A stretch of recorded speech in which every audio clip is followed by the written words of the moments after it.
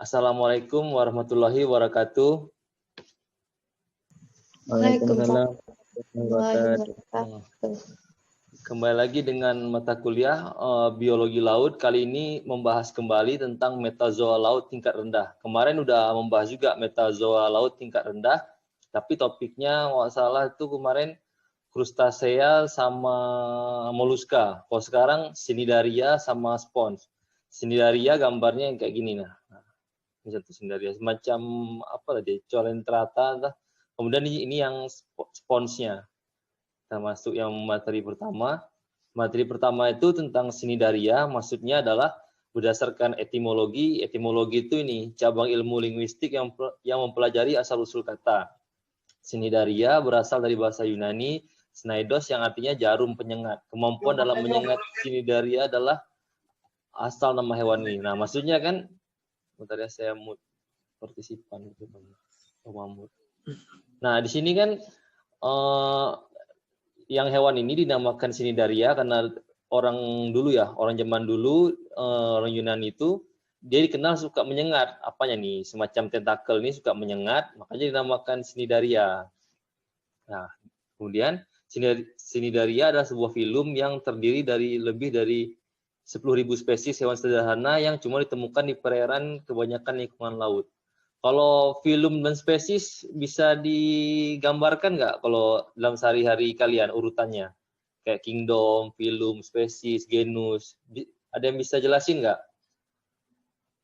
Filum tuh kayak mana atau di mananya spesies dia posisinya atau apa? Ini kau jelasin. Cnidaria ini adalah filum yang terdiri dari 10.000 spesies. Maksudnya kayak mana tuh?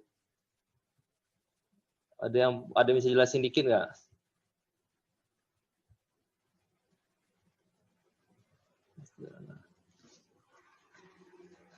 Filum.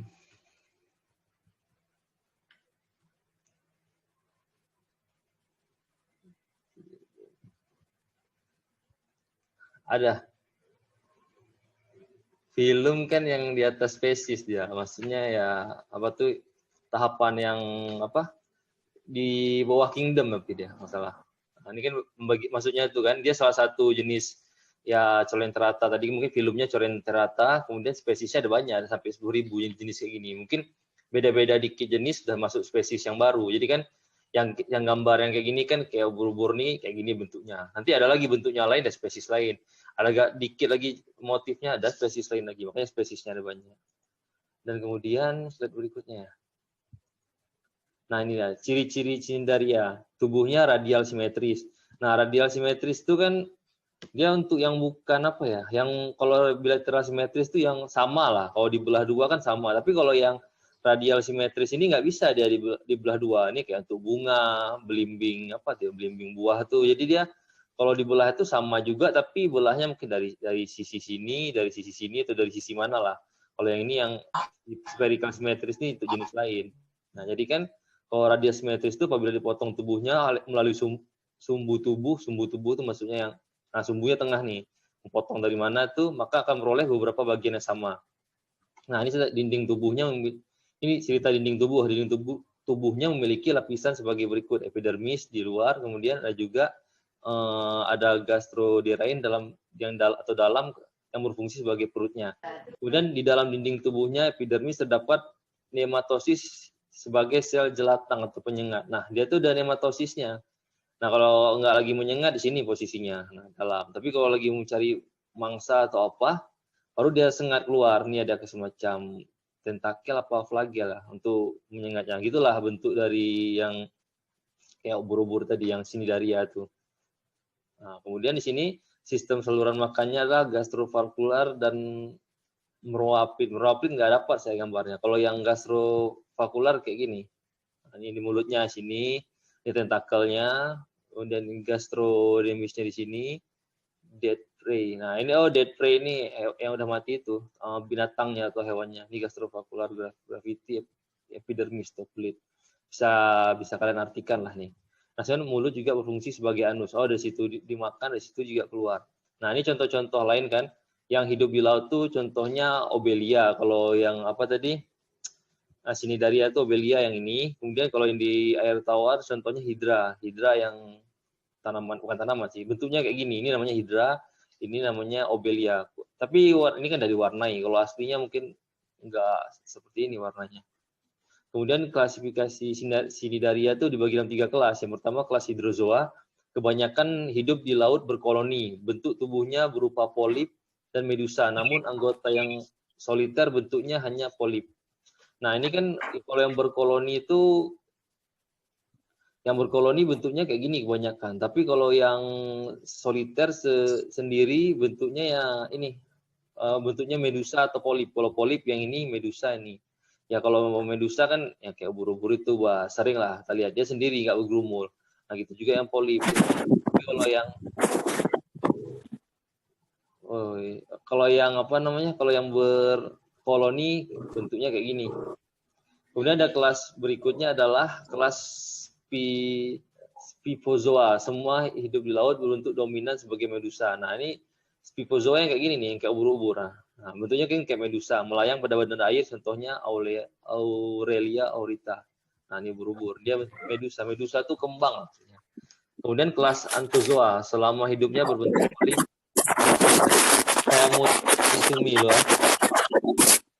Oke. Nah kemudian kelas Anthozoa selama hidupnya berbentuk polip, ada di laut yang bisa memperoleh kalsium karbonat CaCO3, terlihat seperti tumbuhan seperti contohnya anemon dan metridium. Nah, anemon ini nih, anemon tuh ya banyak orang bilang itu karang lunak, tapi bukan, atau hewan lunak lah. Tapi sebenarnya dia itu termasuk Cnidaria tadi, hewan yang berflagel atau seperti apa kan.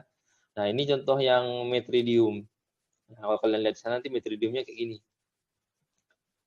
Oh iya, ini kalau mau bertanya langsung bertanya aja ya, karena takutnya kalau tinggal jauh ya agak susah biasanya ngingat lagi yang di depan tuh. Karena kan kalau tanya-tanya terus, kalau tanya di ujung juga nggak apa-apa. Nggak bisa next nih. Ah, ini dia. Peranan Cnidaria, betul nggak sih ya? Nah, peranan Cnidaria, umumnya Cnidaria memiliki peranan yang penting dalam membentuk terumbu karang berwarna-warni. Nah, maksudnya di sini kan dia sebelumnya warna-warni itu. Nah, dia kalau berasosiasi dengan karang, mungkin sekitaran sini nanti ada zooxanthella yang membuat karang itu berwarna, ataupun dia hewan-hewannya untuk berlindung di karang, atau hewan-hewan karang yang kecil-kecil juga jadi makanan hewan ini. Jadi berasosiasi dan mengakibatkan zat apa ya, hewan-hewan kecil yang mengandung apa ya, plankton yang berwarna itu pigmennya bagus akan mempengaruhi warna karang. Kemudian lalu juga akan ada, ini udah kan warna-warni. Lalu ada juga yang bisa dimanfaatkan untuk obat-obatan dari jenis-jenis Cnidaria. Contohnya akar bahar. Akar bahar ini ya apa ya? Bentuknya keras sih untuk buat gelang nih. Untuk buat gelang-gelangan. Kalau yang tadi kan lembek, kalau ini keras, tersusun dari zat tanduk. Ini salah satu dari Cnidaria tadi, tapi ini yang bentuk kerasnya. Nah, kemudian batu apa nih? Batu karang digunakan untuk membuat, bisa juga dia bilang batu karang digunakan untuk membuat landasan kapal terbang atau membuat jalan. Ini saya belum dapat contohnya, nggak saya lihatkan lah mungkin, tapi ada sumbernya kayak gitu ya tetap saya ambil juga. Kemudian koralium rubrum untuk perhiasan berupa kalung dan cincin berupa manik-manik ya dari jenis Expleura antipatus bisa dibuat gelang. Nah mungkin yang kayak gini bahan contohnya kan. Kemudian sumber makanan dan bahan kosmetik, contohnya ubur-ubur. Nah, itu mungkin ada di teknologi hasil perikanan untuk zat apanya diekstrak mungkin untuk bahan kosmetik kan. Sebagai obat ada juga dicoba menjadi obat anti kanker seperti jenis Petrosia contagnata yang bawah nih. Nah, ini contohnya kan. Nah, ini juga yang Expleura antipatus yang ini yang kayak akar nih. Kalau ubur-ubur tadi saya nggak ambil contoh. Tapi kalau koralium rubrum yang kayak gini untuk perhiasan mungkin yang merah nih. Nah, kemudian slide berikutnya. Nah, daur hidup Cnidaria. Bentuk medusa biasa bergerak bebas melayang di air. Lalu pada Colenterata ini kan kayaknya masih satu kerajaan sama si ini, Cnidaria tadi. Jadi kan sesekali disebut jenisnya atau filumnya Colenterata. Sesekali disebut hampir di atas spesies lah, Cnidaria. Nanti spesiesnya baru per namanya kan. Nah, hidup di air bebas secara heterotrof. Heterotrof kan masih ingat nggak kemarin? Ada autotrof, ada heterotrof. Ada yang ingat nggak heterotrof itu apa? Masih Pak. Apa? Masih ingat? Tidak bisa Apa? memasak makanannya sendiri. Ya, tidak bisa masak makanannya sendiri. Jadi dia memangsa dari hewan lain, hewan-hewan kecil kan, pakai yang tadi tuh, yang kayak cambuk kecil tuh, gitu. Diambilnya dari situ. Kemudian sebagian besar hidup di laut secara soliter atau berkoloni. Soliter tahu kan? Soliter. Itu jangan ada yang nggak tahu pula soliter apa. Nanti ya, hewan ini hidupnya soliter. Devia tahu soliter? Soliter. Nanti tanya soliter ini, soliter itu apa? Ada hewan yang hidupnya soliter. Kalau berkoloni jelas lah ya, kayak mana. Kalau soliter, ya kebalikan dari berkoloni itu. Kalian kan sebenarnya ini, soliter juga kalau lagi kuliah nih. Kalau yang dulu ya baru berkoloni. Tahu soliter apa? Sendiri menyendiri. Ya, soliter tuh menyendiri. Jadi kan dia hidupnya ada sendiri, nggak berkerumun. Nah, maksudnya gitu kan? Tidak berkelompolan. Ya, kurang lebih gitu. Ada yang melekat pada bebatuan atau benda lain di dasar perairan dan tidak bisa berpindah untuk polip. Ya kalau polip nggak bisa berpindah, yang kayak ini nih. Ini polip, dia kan nggak ada sarafnya masalah, makanya dia nggak bisa bergerak. Nah, jadi hidupnya di situ. Kemudian reproduksi Cnidaria. Dalam berkembangnya Solencerata, ya jenis-jenis ini juga kan, terjadi secara aseksual dan seksual. Reproduksi aseksual dilakukan dengan pembentukan tunas. Nah, jadi kan kalau yang tanpa memijah ini dia pakai tunas. Jadi tunasnya itu misalkan patah atau apa ya. Nanti dia ini apa namanya berkembang baru. Salah satu anggota tubuhnya patah atau lepas, dia akan membentuk individu baru. Kemudian dalam tunas Solencerata yang membentuk si polip, di mana tunas tersebut tumbuh dekat kaki polip dan akan tetap melekat pada tumbuh induknya, maka akan membentuk koloni. Nah, maksudnya kan karena hewan ini nggak bergerak, pasti patahnya dekat-dekat situ patah, tumbuh lagi, baru membentuk koloni baru. Ibaratnya kayak apa ya? Kalau mangrove dia bijinya jatuhnya di tanah situ, tapi ada air. Kalau ini enggak, patahnya dekat situ, makanya membuat yang koloni baru. Kalau yang apa tuh pembuahan yang seksualnya kayak gini. Dia nanti ada telur juga, telur yang udah dibuahi sama mungkin sama jenis yang lain. Dibuahi sama hewan ini tapi di sekitaran laut ini juga tapi yang lain. Nah, setelah dibuahi, ada prosesnya gini, nanti dia nancap di suatu daerah, berkembang lagi, kemudian medusa mudanya juga nanti lepas lagi, kayak gini lah. Siklusnya kurang lebih kayak gini. Ada yang bentuk medusa tadi, ini yang bentuk yang bukan medusa. Ada apa tuh, ada zigotnya, ada apanya. Dan kemudian sekarang udah masuk yang kedua, spons. Kalau materi yang sebelumnya ada yang tanyain nggak? Ini Cnidaria tadi. Sebelum masuk yang spons. Kalau udah ke spons jauh kali dia nanti. Cnidaria. Karena jarang kita jumpai yang apa ya, hewan-hewan begini. Biasanya kalau kita jumpai yang kayak gini ada lah, kayak gini ada, tapi nggak banyak. Jelas fungsinya gini, jelas kan di sini nggak ceritain bahayanya, biasanya berbahaya kalau ubur-ubur. Ada yang ingin ditanyain?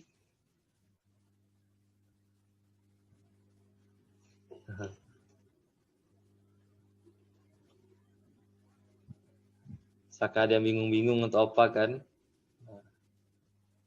Kalau nggak bingung ya kita lanjut lagi. Tapi kalau bingung, saya tunggulah bentar. Karena kan apa ya? Banyak yang belum pernah lihat mungkin nih hewan-hewan beginian. Saya juga jarang lihat sih. Apalagi penyebutan namanya kan beda kita. Kalau kita nyebutnya ya ini ubur-ubur, ini ya karang juga, ini si anemon. Sebenarnya kan mereka penyebutannya itu kalau sesuai identifikasi tadi ya, itu udah ada nama-namanya. Sesuai apa tadi ya? Nah, saya pun belum jauh pun udah forget. Nah, etimologi nih, berdasarkan etimologi dia ada nama-nama penyebutannya, nggak bisa disebut, disamaratakan kan. Kita belajar pelan-pelan lah, kan ada belajar nih, kita sebut sesuai namanya tadi. Nah, ini kalau dibilang, ubur-ubur tuh jenisnya kayak apa? Dia medusa. Ya. Yang kalian bikin medusa yang mana? Kalau medusa ya jenis seperti ubur-ubur ini, yang bulat kayak gini ada akar-akar nih. Kalau medusa kan yang kalau di Yunani kan kayak siluman ular tuh. Ini mungkin tentakelnya pengganti ularnya itu. Berarti kalau nggak ada yang bertanya, kita lanjut yang kedua ya, yang spons. Nah, spons tuh apa tuh? Ini kan saya baca apa ya? Saya baca literaturnya, dia yang bahasanya udah kayak gini. Jadi kan nggak saya ganti lagi, udahlah kayak bahasa dia, nanti saya bahasain bahasa saya ya. Ketika Anda melihat spons, kata hewan mungkin tidak menjadi yang pertama yang datang ke pikiran. Tapi spons laut adalah hewan. Jadi bahasa Indonesia gini, kalau kalian lihat spons itu di laut, pasti kalian nggak nyangka kalau itu hewan. Tapi faktanya spons itu adalah hewan.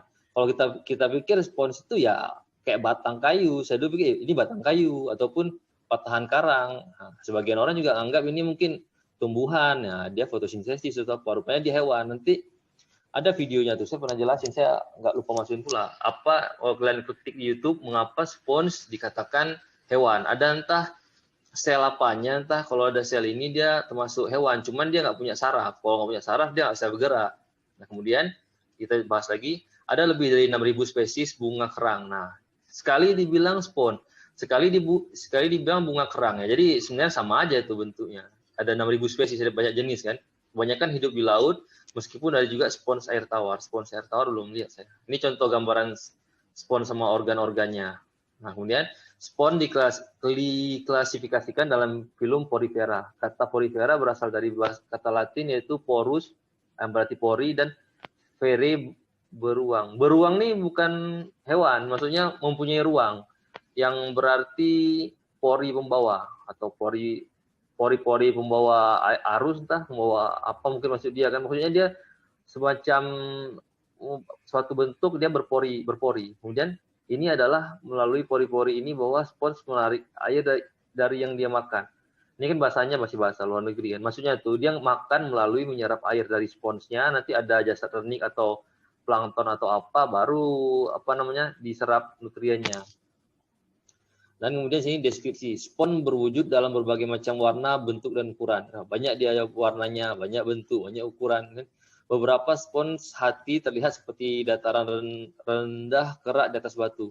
Nah, spons hati yang kayak gini, nah ini spons hati. Ini kayak dataran rendah kerak di atas batu. Memang sebagian ini ada yang batu, tapi kalau kita lihat dari dekat itu ada spons juga, ini yang sponsnya. Kemudian ada lagi beberapa spons, kemudian ini udah tadi kan, beberapa spons dalam bentuk encrustation atau massa, beberapa bercabang dan terlihat seperti vas tinggi. Ini yang berbentuk vas tinggi. Ini yang encrustation yang kayak gini. Apa ya, ini kayak bentuknya tipis kayak menempel atau apa ya, dikit lah. Ini yang tebal untuk hati, ini yang bentuk seperti vas bunga. Jadi kan bentuknya banyak, cuman ditandai aja dia tuh ada pori-porinya, ada bolong-bolongnya. Itu dia, biarpun bentuknya nggak sama. Nah, kemudian di sini kan spons bersel sederhana. Mereka atau hewan itu tidak memiliki jaringan, ya, tidak ada jaringan sarafnya. Ketika spons terbentuk dari spikula yang terbuat dari silika, kerangka spons terbentuk dari spikula yang terbuat dari silika. Nah, kerangka spons ini, kerangka itu maksudnya susunan tubuhnya. Susunan tubuhnya tersusun dari spikula. Spikula tuh kayak gini, ada spikula yang kayak gini bentuk, spikula monakon, bentuk spikula tuh ada 5. Jadi spikula ini kalau berkumpul atau menyatu menjadi satu, jadikan spons, tergantung yang mengumpulnya kayak mana. Kalau kumpulnya kayak gini, bentuknya pasti lain. Bentuknya gini juga lain. Ini bentuknya kecil-kecil, pas udah berkumpul itu jadi banyak, itulah jadi spons. Spikula ini dia terbuat dari silika. Silika tuh ya, bahan yang terdiri dari kalsium karbonat dan spongin protein yang mendukung spikula. Nah, maksudnya silika itu terbuat dari kayak gini lah. Ada karbonat tuh kayak kapur ya, CaCO3. Nah, silika tuh komponennya kurang lebih kayak gini. Nah, silika itu kalau bergabung ada banyak menjadi satu kesatuan spons. Kemudian spons tidak memiliki sistem saraf sehingga mereka tidak bisa bergerak ketika sentuh. Ya, ketika disentuh tidak bisa bergerak. Cuman saya lupa ambil tadi ya, kenapa dia dikatakan hewan. Tapi bisa kalian buka aja di video YouTube-nya. 3 menit. Nah, saya pernah baca itu. Saya pernah nonton kenapa dikatakan hewan. Kemudian jenis spons itu ada dibagi 5 yang besar ya. Ada Calcarea yang paling atas ini, kemudian Demospongiae kayak gini, kemudian ada Hexatinellida seperti ini. Hexa itu berapa ya? Hexa itu ada bahasa ilmiahnya kok, tapi saya lupa. Kemudian sini Hemoskeletomorpha yang kayak gini contohnya. Kemudian ada Porifera incertae sedis. Nah, kalau salah gambarnya ini, karena ini yang ini belum teridentifikasi kan, jadi gambarnya masih ragu. Kurang lebih kayak gini lah sponsnya. Nah, ini spons yang sudah teridentifikasi kan. Tapi kalau spons-spons yang lain mungkin yang kayak kuning tuh yang kayak gini, tapi bentuknya dikit. Kemudian habitat dan distribusi. Spons ditemukan di dasar laut atau melekat pada substrat seperti batu, karang, kerang. Ya, dia melekat di terumbu karang kan mirip karang, padahal dia bukan karang. Sementara kalau yang berpori atau tadi bentuknya tinggi, ada kayak mana tanda-tanda lain itu spons, bisa lah dibedain dengan karang kan. Tapi mereka sama-sama hewan. Kemudian spons berkisar di habitat dari daerah dangkal intertidal ke daerah terumbu karang laut dalam. Jadi dia tuh posisinya di daerah intertidal sampai laut dalam. Intertidal tuh sini zona di mana masih ada kena pengaruh daratan sama surut rendah. Jadi dia ada masanya apa ya, nggak kena air, ada masanya juga kena pasang. Tapi nggak sebatas ini aja intertidal, zonanya tuh agak jauh lah sampai segini. Nah, jadi dia kan banyak ditemukan yang karang itu kan yang ketutupan perairan yang belum dalam kan. Nah, sampai sebatas inilah mungkin. Nah, sekitaran situ spon, dekat-dekat karang. Ada juga beberapa yang laut dalam. Dan kemudian nih pola makan dan perilaku. Kebanyakan spor memakan bakteri dan bahan organik dengan mengambil air melalui pori-pori yang disebut ostia. Nah, dia ada ostianya. Ostia tuh kayak gini. Ostia ini mungkin apa ya, bagian kecil-kecil dari spon. Dia kan berbolong tuh pori. Air kan juga ada arusnya kan. Begitu air masuk yang ada nutrisinya diserap terus. Nah, ini contoh diserapnya. Ostia tadi mungkin. Nah, kemudian setelah diserap diambil nutrisi yang pentingnya, airnya mungkin keluar dari yang tempat lain kan.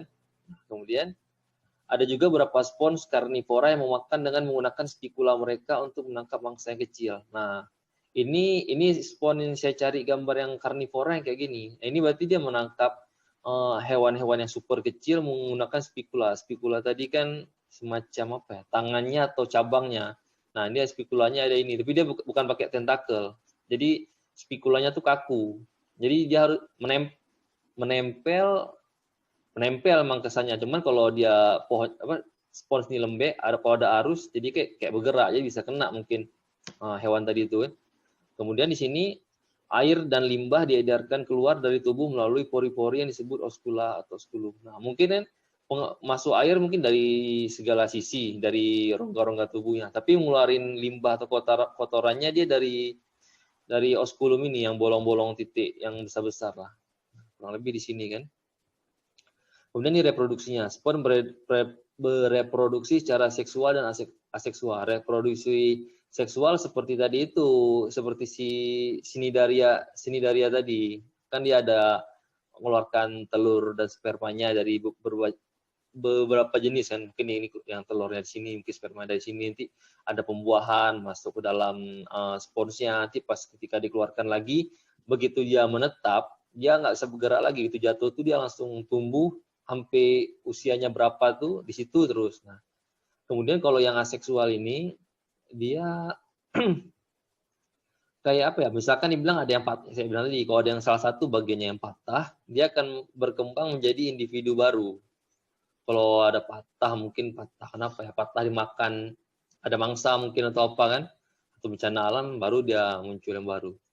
Nah, sini ancamannya. Secara umum spons tidak enak. Nah, tidak enak untuk kebanyakan hewan laut lainnya. Hewan ini dapat mengandung racun dan struktur spikula tidak membuat mereka sangat nyaman untuk dicerna. Nah, maksudnya kan spons ini dia tidak enak dimakan kalau bagi hewan-hewan gini, rasanya kurang enak. Nah, jadi kan ada juga yang mengandung racun, udah nggak enak beracun lagi. Habis itu struktur spikula tidak membuat mereka sangat nyaman untuk dicerna. Spikula ini maksudnya ranting tadi, cabang. Jadi kan kalau makan itu dia nggak bulat, bisa malah siku-siku tuh kayak elbow tuh. Makan kan tersangkut tuh di leher si penyu atau apa. Makanya agak kurang kan. Kemudian tapi ada dua organisme yang makan spons meskipun beracun atau keras adalah si ini kura-kura atau penyu nih? Yang ini. Penyu. Ya, ini penyu. Ini penyu, dia makan si spons. Ada juga nudibranch. Nudibranch ini kurang tahu saya apa ya. Tapi ini nudibranch yang inilah bentuknya. Dia makan spons. Biarpun gak enak, tetap dimakan kan. Tapi di sini diceritakan Kalau penyu dia nggak tahu makannya untuk apa. Kalau nudibranch ini dia makan ini, kadang diserap racunnya untuk dia melindungi diri. Cuma saya dulu pernah dengar juga kalau kita menyelam atau ke laut lah atau di darat, kalau ada hewan yang warnanya mencolok terang kali itu biasanya beracun. Kalau sini kan nudibranch ini beracun. Gitu juga kalau di sinilah darat yang mencolok-colok warna itu biasanya beracun. Jadi kalau menyelam hati-hati. Oh, ini daftar pustakanya ya. Daftar pustaka dibaca aja. Oke, materinya kan cuma sampai ini aja. Ada yang ingin ditanyakan nggak sambil saya absen ya? Sambil saya absen. Nanti yang hadir, karena kan ini saya nggak stop share kan, jadi stop screen ya. Jadi ya saya panggilnya, kalau saya panggil harus ada suaranya ya. Rizka mana? Rizka Santi. Rizka. Oh, mana Rizka? Ya, Pak. Oh ya, ada kan? Ah, betul. Rizka Susanti, pertemuan ke-10. Oh, Rina ada nih. Rina nggak usah kelihatan di layar pula. Dewi Sartika mana? Dewi Sartika. Oh, Dewi Sartika ada. Saya Ada. Lucy mana? ada, Pak. Belum muncul pula di layar saya. Si Lucy. Saya kalau stop share ini malah gelap, nggak kelihatan layarnya, makanya saya nggak stop share. Kalau bersuara kan muncul di depan nanti kan namanya. Lucy belum ada ya? Sumi tadi ada, sempat terlihat. Ricky ada di awal. Agnita ada. Nurul ada? Nurul Farija. Ada, Pak. Oh ya, muncul dia nih. Nurul Farija. Si Mila ada. Si Suci ada? Ada, Pak. Hadir, Pak. Oke. Mahmud tadi ada dia. Kamil ada. Teku Rizky ada? Teku Rizky Fadilah. Teku Rizky.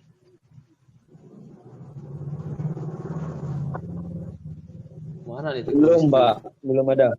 Oh, belum Oke, si Reva ada tadi ya. Devia ada. Evi ada Evi? Evi. Ada, Pak. Ada. Oh, Evi ada. Kasman ada tadi. Si Cut mana Cut? Nggak ada, Pak. Nggak ada ya. Berarti Nggak ada. yang belum hadir itu si Lucy, Teku Rizky sama si Cut ya. Si Lucy mana biasanya hadir sih? Lucy, Tahu, Pak. Biasanya ada. jaringan kali, Pak. Oke. Ada yang mau ditanyain nggak nih? Ada yang mau ditanyain? Kapan kuliah tetap, Pak? Apa? Gimana Ki? Kuliah tatap muka kapan, Pak? Oh, nggak salah Januari. Januari kan nggak mungkin datang cuman buat UAS. Berarti ya semester 2. UAS apa ya? Bukan semester 2 ya? Semester 4. Semester 4. Masa semester 2? Iya, semester 4. Sorry. Semester 4. Ya, semester genap lah. Nah, semester genap itu kuliahnya. Mungkin ya, tapi tunggu dulu. Tunggu kabar apa? Tunggu kabar resminya nanti. Kalau udah kabar resmi baru nanti urus lagi sewa-sewa kos atau apa kan. Yang jelas di Pak saya belum rame orang-orangnya, belum pada balik. Di kampus juga paling HMJ atau orang mau seminar. Ya mahasiswa-mahasiswa kuliah tuh nggak ada. Ada lagi yang tanyain? Pak, Mbak Rizky udah gabung belum? Bang Rizky udah gabung? Mana suaranya? Ini Pak. Bisa disampaikan dikit Ki apa yang dipelajari hari ini karena lambat pula muncul ya.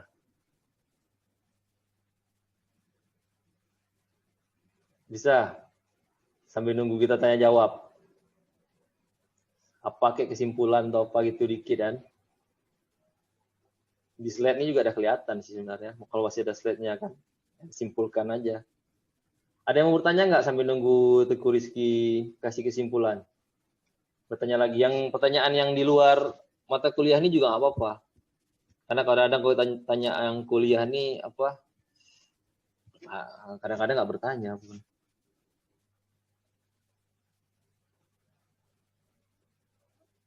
Ada. Nggak ada yang bertanya. Kayak mana nih? Pak, Berarti tinggal kenapa apa, aduh, telepon. Bentar. Pak? Aduh, bentar ya. Saya angkat Halo, Bil? bentar ya. Halo? Gimana, Nabil? Di rumah ngajar. Oh gitu. Ah, Mau ngajar ah. Nanya dulu sedikit boleh? apa-apa? Itu kan SDA kan akreditasinya kan. Ya, Ki. Pak, Bapak bilang tadi kan penyu itu Hmm, tetap makan spon walaupun nggak enak. ya. Kenapa dia Pak tetap makan spon walaupun nggak enak? Oh, kalau makan itu berarti apa ya? Mungkin ada sejenis kandungan apa si spons tuh. Mungkin ada apa ya? Ada zat yang dibutuhkan oleh penyu tuh makanya dia makan. Nah, sebagian mungkin dia apa giginya kuat ya bisa dia kunyah. Tapi kalau jenis yang lain mungkin giginya nggak kuat. Jadi nggak makan lah. Kalau ikan kan pencernanya mungkin agak susah nanti mencerna spons nih. Mungkin si penyu tadi kuat. Ataupun dia butuh kandungan sarapan CO3-nya untuk memperkuat kapasitas cangkang dia. Dia kan ada cangkang juga tuh. Nah, mungkin ada fungsi-fungsi itunya juga. Gimana, Ki?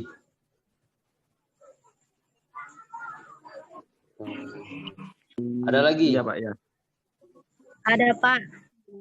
Gimana, Dewi? Saya mau nanya Pak, apakah Ya. ada dampak dari spon itu Pak untuk air laut tersebut?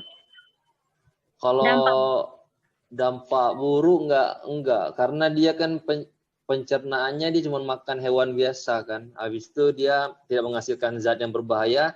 Kemudian dia juga pertama tidak memproduksi zat yang berbahaya, kemudian juga tidak menghasilkan zat buangan yang berbahaya dari anggota tubuhnya. Karena dia kan nggak bergerak tapi kayak hewan tingkat rendah lah. Untuk sementara nggak berbahaya. Itu Dewi. Cuman dia Iya, kalau Pak. nggak salah dia ini kalau hidup di karang menggerogoti karang nggak salah. Kalau di metode di kuliah terumbu karang kan, si spons ini kan dia makanin karang, bukan makan secara besar. Makan entah saya mau siapa nih? Ya Sumi si Dewi. Oh bentar, Dewi kok saya mood sorry. Nah ini gitu dari Dewi. Apa namanya? Dia tidak menghasilkan zat berbahaya karena dia organ pencernaan atau tepat kulit ekskresinya itu tidak membuang yang berbahaya. Atau setingkat zat buang dia tuh bukan zat kategori berbahaya. Tadi dia kan ada zat buangnya kan. Tapi zat buangnya itu bukan zat yang berbahaya. Nah, gitu Dewi. Udah paham atau menanya lagi atau apa? Berarti dampak positifnya itu nggak ada ya Pak? Dampak positif kayaknya dimanfaat kalau untuk saya tadi ada yang dampak positif bagi manusia kan. Untuk jadi kayak ini untuk mandi tuh, batu untuk mandi tuh.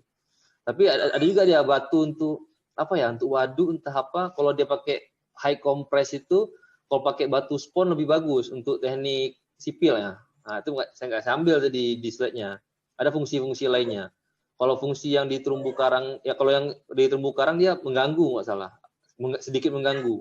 Tapi kalau untuk manusia ada dia fungsinya, dimanfaatkan untuk manusia. Cuman ya bukan pemanfaatan yang besar, pemanfaatan yang sederhana lah, kayak di waduk tadi sama untuk mandi. Nah, gitu tadi Dewi. Ya Pak, terima kasih Pak. Ya. Ada yang lain yang ingin bertanya? Teguh Rizky udah bisa bikin kesimpulan. Satu kalimat aja atau dua kalimat, dua kata sih. Dua kalimat aja udah cukup sih. Yang lain ada yang tanyain?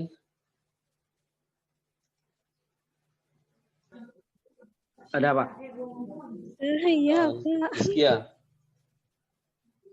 Oh, gimana Pak, pertanyaannya? selain penyu, apa-apa aja Pak yang apa ya?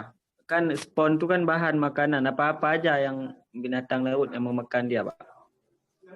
Untuk sementara ini doang nih, baru penyu sama binatang ini saya ambil. Tapi kalau yang saya baca tuh ada ikan yang penggerogot karang, dia warna biru muda, entah ikan apa tuh. Enggak, dia sebesar ikan jenis ikan karang, tapi dia warna biru muda. Dia suka makan yang keras-keras.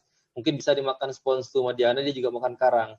Cuman di sini tadi nggak tertulis. Kalau nggak tertulis saya nggak berani ambil.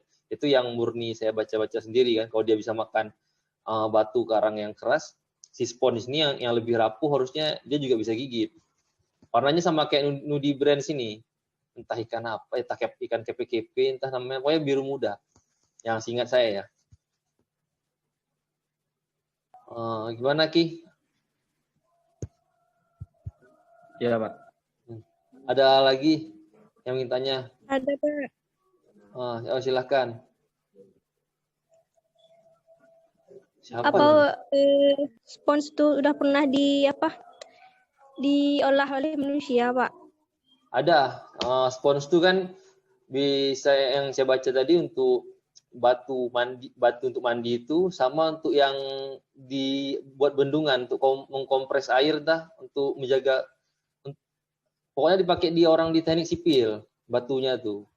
Kalau untuk kita Untuk mungkin itu bahan hiasan. makanan. Saya baca tadi untuk menjaga kestabilan batu kompres air di waduk ya, di waduk atau di mana gitu dia, untuk menjaga tekanannya. Karena kan kalau beton atau apa mungkin saringannya kalau ditekan agak susah, tapi kalau spons ini kan bolong-bolong dia. Waktu ditekannya stabil, masuk dari sini, keluar dari sana. Tapi kalau alat yang lain kalau nggak stabil, terdorong, rusak. Kayak gitu saya tanggapinya tadi. Tapi nggak saya masukin karena bukan dimanfaat di perikanan. Manfaat perikanannya mungkin cuma untuk hiasan atau apa, atau biasanya taruh di mana ya? Di hiasan akuarium mungkin. Untuk nyari cuci filternya. Nah, tidak yang besar kali lah, ataupun ada tadi di slide mana itu yang obat itu yang sinidaria kayaknya. Kalau spons ini nggak ada ya. Spons yang saya bilang tadi, yang sinidaria yang obat kanker tadi masalah. Salah satu bahannya diekstrak nanti jadi salah satu bahan untuk pengobatan. Gimana Nurul? Sudah, Pak. Dah. Yang lain ada yang ingin tanyakan? Yang tentang mata kuliah ini boleh, yang lain juga boleh lah, karena nanti takutnya ini apa namanya tentang kampus ya. Takutnya apa tuh nggak ada, udah kalian nggak kampus kan, jadi info-info kampus takut nggak dapat, dan kalau saya tahu nanti saya kabari kalau apa nanti bisa saya infokan kan. Pak, saya mau bertanya lagi, Pak. Ya gimana Nurul? Misalnya kita kalau berenang ada nggak, Pak, itu spons yang tidak boleh sentuh ataupun beracun gitu, Pak? Yang beracun. Ngeluar apa ya? Kalau beracun dia emang ada racunnya, tapi bukan kadar racun yang berbahaya. Karena dia apa ya?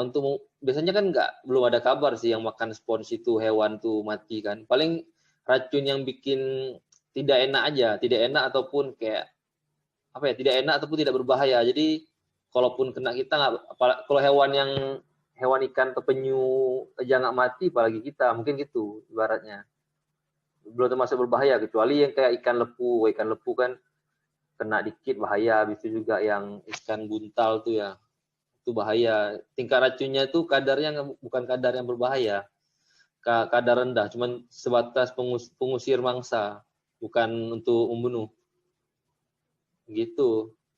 Jadi kayaknya belum ada peringatan sih kalau kita berenang jangan pijak spons, jangan apa. Yang ada kan kita harus hati-hati sama ini bulu babi.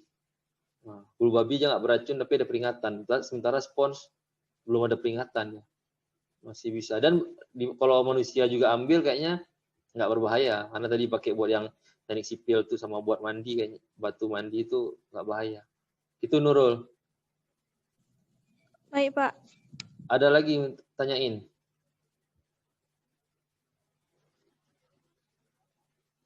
Cara download slide bisa kan? Nanti jangan-jangan ada yang nggak bisa buka slide lagi. Bisa ambil slide-nya. Kalau udah saya upload, paling sehari 2 hari habis ngajar, saya upload lagi. Paling saya rapiin lagi gambar-gambar nih. Tapi saya kabari udah saya upload. Di grup WA aja, Pak. Apa? Saya kabari. Kalau taruh di WA hilang biasanya. Kalau saya taruh di link itu nggak hilang. Kapan kalian butuh buka terus. Tapi kalau di WA tenggelam. Oh, Itu di link YouTube aja. link itu kan. Dia ada 2 linknya, link PPT sama link video. Kalau belajar kalian buka link PPT aja. Link video itu kalau lagi lebih kuota, kalau lagi ada wifi nggak ada kerjaan, ya putar-putar video tuh. Tapi kalau buat belajar linknya yang itu aja, yang apa namanya, yang blogspot tuh, kan ada linknya di grup tuh. Tinggal kalian klik, nanti ngarah semua materinya situ. Nggak perlu download, biar nggak berat memori memori laptop sama HP. Buka pas lagi perlu aja. Kalau kalian download penuh nanti RAM HP sama RAM laptop itu. Kalau yang ini kan buka aja pas lagi perlu, kapan perlu ujian atau apa buka. Anak kan gimana mau diawasi ujian ini nanti. Ujiannya mungkin nanti pakai Google Form aja. Itulah saya bilang ujiannya kayak mana mau diawasi ini. Bonus lah itu semua. Yang lain saya stop share dulu. Stop share. Kami jujur apa? Ada ingin ditanyain?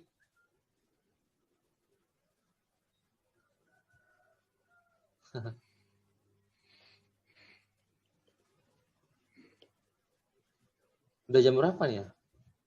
Udah jam berapa nih? Gajan, Pak. 12.29, Pak.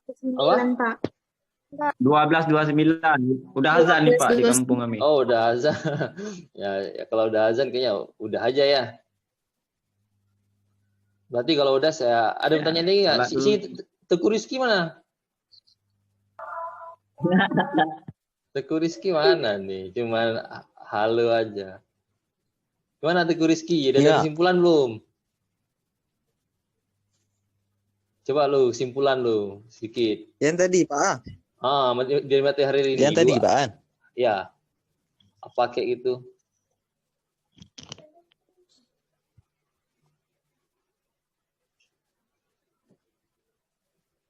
Dua kata atau apa? Pokoknya adalah ini loh yang hari ini kita pelajari ini sedikit aja.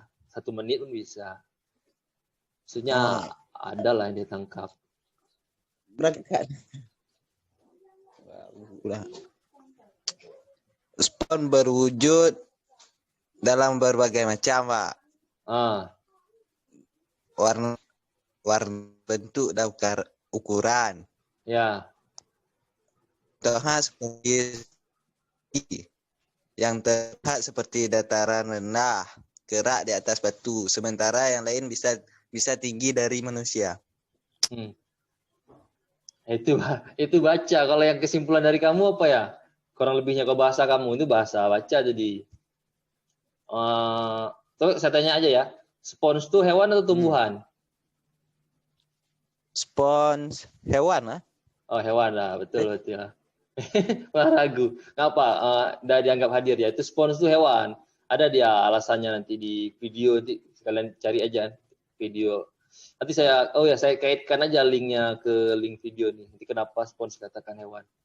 Oke ya. Ada yang tanyain lagi nggak? Kalau nggak ada, saya tutup ya. Berarti yang nggak hadir cuman ini. Yang nggak hadir tuh cuman sini ya. Lucy sama Cut ya. Lucy izin bilang. Izin. Oh ya, saya buat izin. Pak. Saya buat izin ya. Si Cut apa kita buat? nggak tahu nggak. Ada Alfa, Pak. Hadir. Hadir. Nilainya A. Ya, Pak. Oke deh. Sekian pertemuan hari ini materi biologi laut yang ke-10. Semoga nanti kita bertemu lagi di materi biologi laut yang ke-11 dan semoga ilmu yang saya berikan kalian dapat memahaminya. Apabila saya ada kesalahan, saya mohon maaf. Akhir kata, Assalamualaikum warahmatullahi wabarakatuh. Waalaikumsalam warahmatullahi wabarakatuh. Tuh.